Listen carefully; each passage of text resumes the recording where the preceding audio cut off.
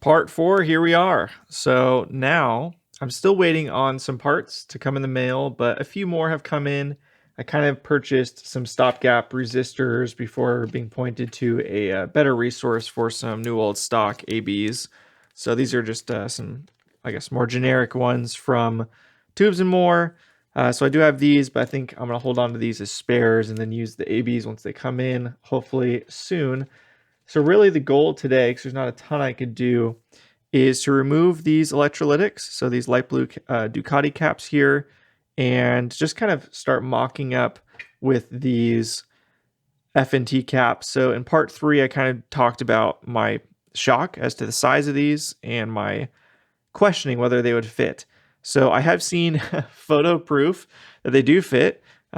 Shout out to James over at Rewind Electric. He's just been such a great help so far, offered me some great advice, and he has used them before. So I know it's possible that these can fit. So I think I'm going to go ahead and give it a shot and try and fit these in here and just see if it's, if I'm able to do it. He was, I'm nowhere near skilled as James is. So we'll see. But really, I just want to get prepared so I can start mocking stuff up and decide whether I want to move forward with these or not. And then I've got some other options if not. But really, I'd like to try since I have 3 of them and they're expensive. So that's where we're at. The only thing you guys have not seen that I did between part 3 and now is just redo this bias cap. I just took out all the old solder and just redid it completely just to make sure it's a really good connection there. Otherwise, yeah, this is where we're at right after part 3. So plan will be to remove these first, and then I think after that, I might mock something up with this area over here with some of these caps and or try and knock these resistors down. So these are obviously all replaced. They're flying like crazy. I don't know if you can see from the angle you guys have, but if you look at part 1, you will see that they're sitting, probably about that high off the board, which is ridiculous. So we'll cut the lead length on these and see if we can lay them down properly for the time being, and then also measure them while we're doing that. But before getting too ahead of ourselves, let's just go ahead and remove these Ducati caps and yeah, go from there. And I do want to also, before it's kind of a long intro, but just want to say thank you to everyone that kind of has been following along. I know this is a pretty niche thing. There's not a ton of, people that are interested in guitar amp repair or even vintage amps, to be honest. Most of my audience on my channel going back the past few years know me from the digital world, right? So Helix, Kemper, things of that nature. So yeah, I appreciate you guys following along and chiming in with any of your thoughts. As always, constructive criticism is appreciated. So I'm trying to learn, and yeah, I only know what I know. So anyways, let's go ahead and remove these caps.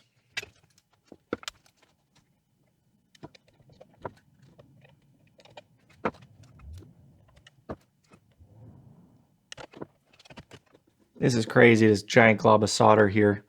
So I think I'm going to, well, let's just see if we heat it up what happens. I'm definitely going to have to clean all that up.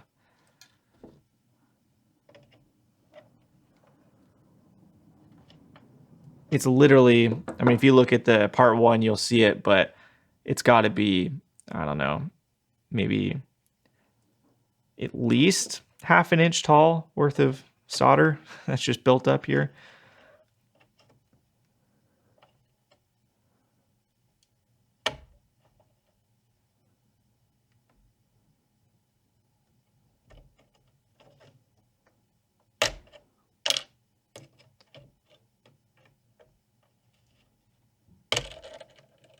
Jeez.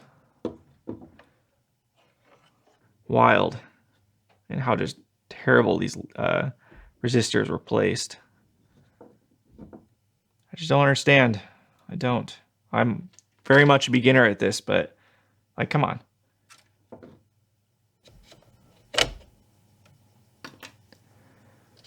All right, all of those caps are out. So I'm just going to clean up this glob of solder here.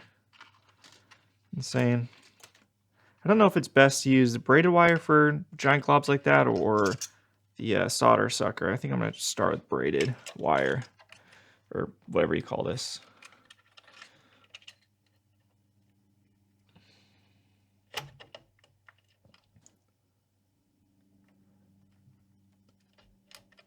That's right. I think I'm supposed to start with this. Get some fresh solder in there just to get it moving. And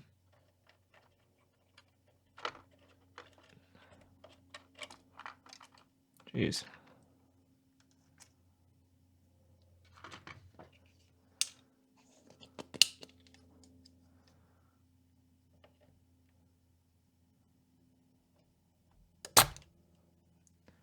Wow. I think that was a lot of solder it sucked in.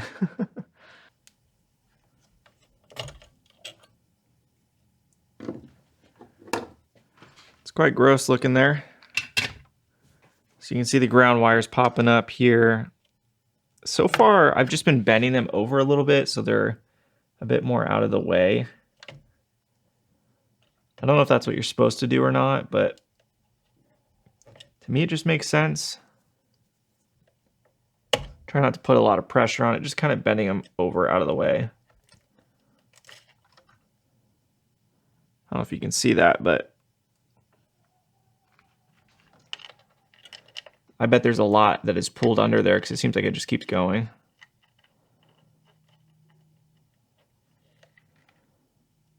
So now that I have these resistor legs lifted, I'm going to go ahead and measure them. Like I mentioned before, I've got ABs. I'm blanking on what AB stands for. Allen Bradley something. I'm sure I'll look back at this and think I'm really dumb, but I've got ABs coming in. I basically bought one for every resistor in this amp so I can replace those. I'm not sure what's original or not. These ones here might be original because the solder joints look original to me. Same with these ones here. So I think all of these that look similar to this are original. Like this one here, maybe this one here. But obviously all these floating ones are wrong. All of these look clearly different than these. So basically all of the resistors are fair game to me to replace if need be. Let's see what this one is. It's like 2.7K.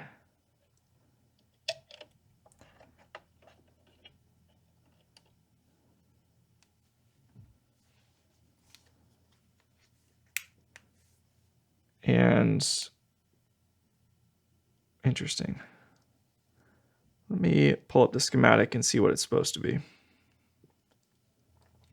So this is supposed to be 820 ohm. So that looks fine. And then this one is supposed to be, I don't know if you'll be able to see that, 2700, 2.7K. So these are both dead on. So for now, they're fine. Not really sure. Like you can see the lead length is just so bizarre. They're really short this end, long on this end. So it's kind of ugly, but they would be covered by the absolutely giant F&T should I move forward with that. So we'll just keep those floating. Oh yeah, let me check this other one I lifted up here. So this one should be a 220K and it is a 234K. So pretty close. But again, these are the replaced resistors. So I might just replace those depending on how the ABs look. These do look cheaper than the other carbon comps that look more original to my eye, my novice eye. So I think what we can do next is mock up an F&T cap here, which means I'm going to want to get all of these giant flying leads down. So I'm going to pull these three out and then cut to length and reinstall there. And then we'll kind of see what that looks like with the F&T cap there, if it'll even fit. So let's do that.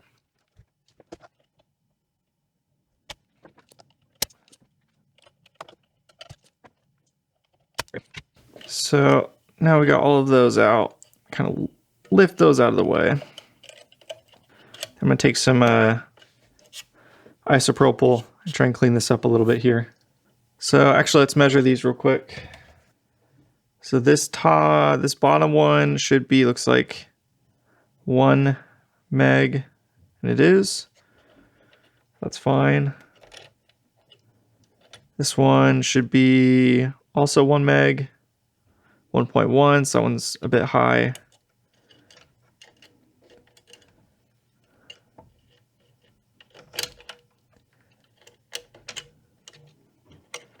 And then this one should be 2.2 meg, and it's 2.4, so a little high, but not bad. So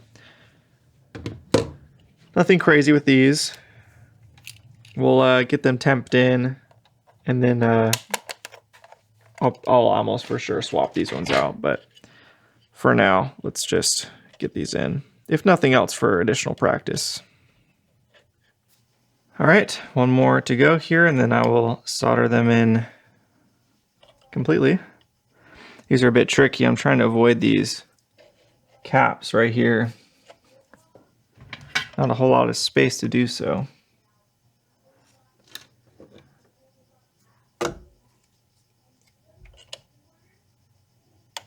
And I guess I could keep this one. I'm gonna keep this one long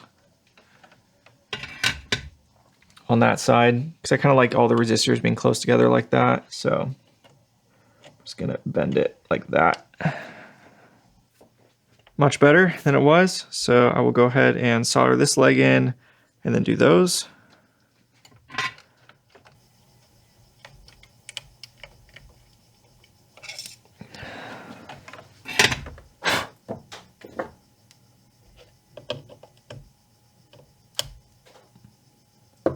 Beautiful, much better than the flying resistors that were there before. So now I guess I can mock up what it would look like with the F&T cap here. So let's just see what that would look like. All right, I think this will just be my sacrificial one that I'll use for testing. All right, so I did a little bit of a mock-up. I installed the blue molded caps here, and I don't have the resistors to put here just yet. So I'm not gonna put this in, but yeah, it actually looks, now that I've done it this way, like there is enough room to be able to fit the resistors on either side. It's a nice little kind of air gap between the blue molded cap and the F&T here, because they're obviously cylinders. There's not a hard edge against a hard edge there. So it looks like there's enough gap on either side to fit the resistors okay. So I think we're gonna be all right to install this. Now, just a reminder with the blue molded caps, this 0.47 came from here. This 0.47 came from the death cap. This is a 600 volt, which is why it looks slightly larger than the original one that was here. And then this is the 0.1 that I purchased off eBay, which is exactly what this is right here, 0.1, 400 volt. So yep, those are the same, just a different one put in there. So I think that's going to be okay. I'm just going to leave that there for right now, but once the resistors come in, I'll be able to actually install that better. So from here, I guess I'm just going to go ahead and clean up some of these flying resistors like I did here. And yeah, so I'm going to go ahead and do that now. All right, I've got a question for you guys. There's been a few this video, but a question for the more experienced folks. This eyelet right here has, or as far as I can tell, will need 1, 2, 3, 4, 5, 6 different leads going into it.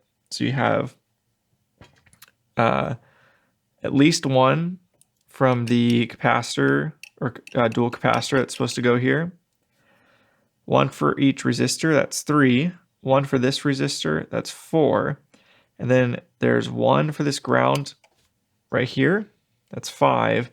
And then there's also another lead that I'm not sure where that is from. It might be connecting these two, or it might be from right here. I'd have to look at the schematic, but either way, there's 2 in here, and then 3 resistors, and then 1 capacitor.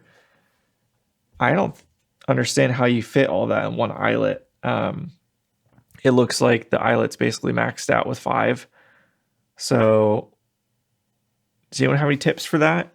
Like, is it did Fender used to, wrap the lead around, instead of going to the eyelet, wrapping the lead of the resistor around the other resistor here. So putting this lead, wrapping it around this lead right here of this resistor to allow for room. Or is there another way that it's supposed to be done? I'm not really sure, but I think I'm going to end there because, yeah, I'm just not really sure how to handle that. So we'll stop here, and hopefully tomorrow more parts will come in and we'll be able to do more, and I can get some advice from you guys. So thanks for watching, and see you next time.